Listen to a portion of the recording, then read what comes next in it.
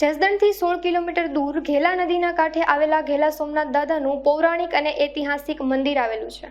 લગભગ 1457ની આસપાસનો ઇતિહાસ છે કે વેરાવળ સોમનાથ પર મોહમ્મદ જાફરની નજર પડી અને સૈનિકો સાથે આક્રમણ કરવા માટે આવતા ત્યારે જૂનાગઢના રાજા રામ મહિપાળની કુંવરી મિનળ દેવીને જાણ થતાં શિવલિંગને બચાવવા માટે મિનળ દેવી પાલખીમાં શિવલિંગ લઈને નીકળી ગયા હતા। તેમજ તેમની સાથે સૌરાષ્ટ્રના શિવલિંગને બચાવવા માટે યોદ્ધાઓ પણ જોડાયા હતા। મોહમ્મદ જાફરના સૈનિકો અને યોદ્ધાઓ વચ્ચે યુદ્ધ થયું હતું। તેમાં યોદ્ધાઓએ પોતાના દેહના બલિદાન આપ્યા હતા। આ મિનળ દેવી દ્વારા નદી કાંઠે શિવલિંગની સ્થાપના કરવામાં આવી હતી અને ઘેલા વાણિયા પરથી ઘેલા સોમનાથ નામ આપવામાં આવ્યું હતું। મહંત વિક્રમગીરીજી મહારાજના બધાને ઓમ નમો નારાયણ। જય ઘેલા સોમનાથ। પવિત્ર શ્રાવણ માસનો પ્રારંભ થઈ ચૂક્યો છે। શિવ તો પરમ કલ્યાણકારી દેવ છે અને એનો પવિત્ર શ્રાવણ માસ આજના દિવસે 5 સોમવાર છે। આજે પ્રથમ સોમવારે પ્રારંભ થઈ ચૂક્યો છે। શાસ્ત્રોમાં ખૂબ આ શિવ પૂજન અને એની અભિષેકનો બહુ ખૂબ મહિમા છે। ઘેલા સોમનાથ એ પુરાણું લગભગ 750-800 વર્ષ પુરાણું સ્થાન છે।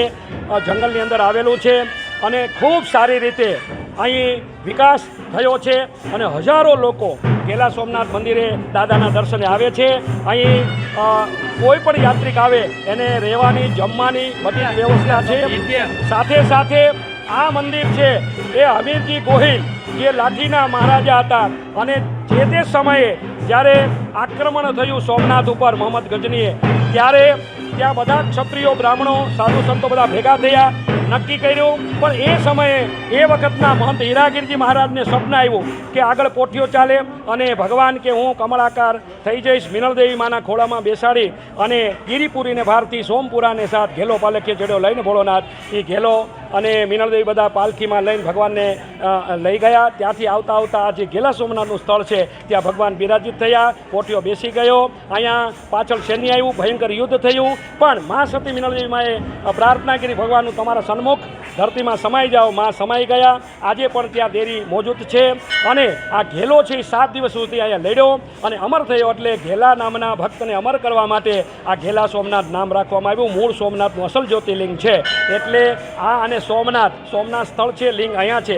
આવું આ દિવ્ય અને ભવ્ય આ શિવાલય અહીંયા આવેલું છે। હજારો ભક્તો આવે છે, દર્શન કરે છે, દાદાના આશીર્વાદ પ્રાપ્ત કરે છે અને આવો ભવ્ય ઇતિહાસ છે અને આ ઇતિહાસ જે છે એ વર્ષો પુરાણો અમારે એક જે મારી પાસે એક પુરાવા મુજબ આ જે વનાળા ગામ ઘેલા સોમનાથજીને દિવેલમાં આપ્યું ત્યારે સંવંત 1514 એવું લખેલું છે। એટલે લગભગ આ ઇતિહાસ પરફેક્ટ છે અને આ ઘેલા સોમનાથ દાદો બધાનું કલ્યાણ કરે ને ઘેલા નામના ભક્તને અમર કરવા માટે જ આ ઘેલા સોમનાથ એવું નામ આપવામાં આવેલું છે। ભગવાન સોમનાથ દાદા બધાનું કલ્યાણ કરે એ જ મંગલ કામના સાથે બધાને ઓમ નમો નારાયણ। શ્રાવણ મહિનાનો પવિત્ર દિવસ સોમવાર આજથી શરૂ થવા જઈ રહ્યો છે। સવારમાં વહેલી સવારે આવીને ભગવાન ભોળાનાથના ઘેલા સોમનાથ દાદાની પૂજા અર્ચના કરીને નવું જ મંદિર એટલે માં મિનળદેવીનું મંદિર નવું ખૂબ સરસ મજાના માહોલ વચ્ચે આ મંદિર વર્ષોથી થોડું પુરાણું હતું એનું નવીનીકરણ કરીને મૂર્તિ પ્રતિષ્ઠા કરીને ભગવાન ભોળાનાથના સાનિધ્યમાં આજે સૌ ભૂદેવોની ઉપસ્થિતિમાં આ સોમનાથ ઘેલા સોમનાથ ખૂબ મહત્ત્વ છે। સોમનાથ પાટણ કરતાં પણ આની આ મંદિરની વિશેષ મહત્ત્વ અહીંયા રહ્યું છે। આ વિસ્તારના સૌ લોકો અને સૌરાષ્ટ્રના પણ શ્રાવણ મહિનામાં દર સોમવારે અહીંયા મેળો ભરાય છે। આજુબાજુના જિલ્લાઓમાંથી અને વિસ્તારમાંથી, સૌરાષ્ટ્રમાંથી, આખા ગુજરાતમાંથી લોકો દર્શનાર્થે આવે છે। જ્યારે અહીંયા મિનળદેવી માતાનું મંદિર સરસ થયા પછી પાછળ એક સરસ મજાનું ગાર્ડન અને આવતા યાત્રાળુઓ બેસીને આરામ કરી શકે, બેસી શકે અને લોકોને સૌને એક ખુશીનો આનંદ અહીંયા મળે, આનંદ થાય એવું સરસ મજાનું આ ઘેલા સોમનાથ મંદિર એ સુપ્રસિદ્ધ મંદિર આખા શ્રાવણ મહિના દરમિયાન અહીંયા ખૂબ મોટા પ્રમાણમાં શ્રદ્ધાળુઓ, યાત્રાળુઓ અહીંયા દર્શનાર્થે આવતા હોય છે। માં મિનળદેવી એમની કૃપાથી આજે ખૂબ સારી રીતે સૌની ઉપસ્થિતિમાં આ મંદિરનું મૂર્તિ પ્રતિષ્ઠા અને લોકાર્પણ કર્યું છે।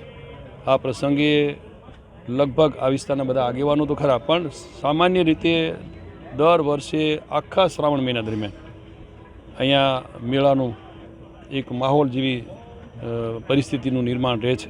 દર સોમવારે આજુબાજુમાંથી પણ ખૂબ મોટી સંખ્યામાં યાત્રાળુનું દર્શનાર્થીઓ આવે છે.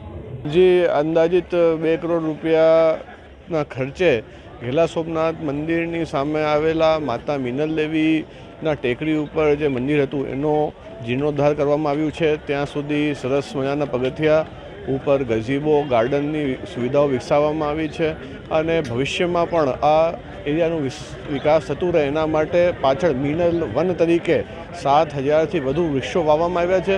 હજી બીજા સંસ્થાઓ સાથે મળીને આ વૃક્ષોનું ઉછેર કરી આ આખા મંદિર જે પરિસર છે માત્ર મંદિર પૂરતું નહીં પરંતુ એક ટુરિસ્ટ સ્પોટ પિકનિક સ્પોટ તરીકે વિકસવામાં આવે એ દિશામાં તંત્રની રાજ્ય સરકારના માર્ગદર્શન હેઠળ પ્રયાસો છે. ઘેલા સોમનાથ દાદાના દર્શન કરી આજે અમે ધન્યતા અનુભવીએ છીએ. આજ સવારના 7 વાગ્યાથી અઢળક શ્રદ્ધાળુઓ આ વિસ્તારના આ મંદિરે અહીંયા ઉપસ્થિત રહ્યા હતા. અમારા વિસ્તારના ધારાસભ્ય અને કેબિનેટ મંત્રી શ્રી કુંવરજીભાઈ બાવળિયાના વરદ હસ્તે અને કલેક્ટર સાહેબ જિલ્લા વહીવટીતંત્ર દ્વારા મિનલ દેવી માતાનું જે નવનિર્માણ મંદિર બન્યું છે એનું ઉદ્ઘાટન પ્રસંગ હતો. તેમાં બધા શ્રદ્ધાળુઓ હાજર રહ્યા. આ તકે દર્શનનો લાભ મળ્યો અને અમે બધા લોકોએ અહીંયા અઢળક એનો લાભ લઈ અને એનો ધન્યવાદ વ્યક્ત કરીએ છીએ અને શ્રદ્ધાનો લાભ કર્યો છે. હર હર મહાદેવ, ઓમ નમઃ શિવાય. મારું નામ રિંકલબેન દેવરતભાઈ કાકડિયા. અમે જસદણ 100 લીટર સોસાયટીમાંથી આવી છીએ. બસ ભરીને આવ્યા છીએ અમે અહીંયા સોમનાથ આવી અને દાદાના દર્શન કરી અને અમે ખૂબ આનંદ અનુભવીએ છીએ અને અહીંનું વાતાવરણ જોઈ અને અહીંના વાતાવરણની અનુભૂતિ કરીને